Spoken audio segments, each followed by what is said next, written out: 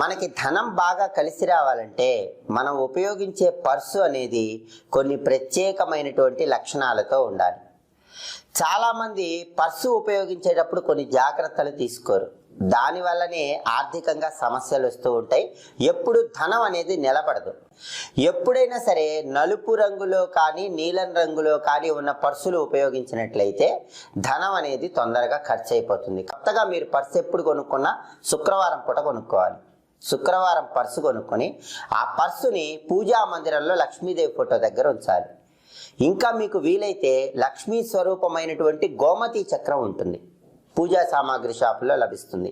ఆ గోమతి చక్రం ఒకటి, గవ్వ ఒకటి కొనుక్కోండి. ఒక గోమతి చక్రము, ఒక గవ్వ, ఈ రెండింటిని కొత్తగా కొన్న పర్సులో ఉంచి లక్ష్మీదేవి ఫోటో దగ్గర ఉంచండి. ఒక రోజంతా అలాగే ఉంచి మర్నాడు ఆ పర్సు మీ దగ్గర పెట్టుకోండి. ఇలా చేస్తే ఎప్పుడు పర్సులో డబ్బులు ఉంటూనే ఉంటాయి.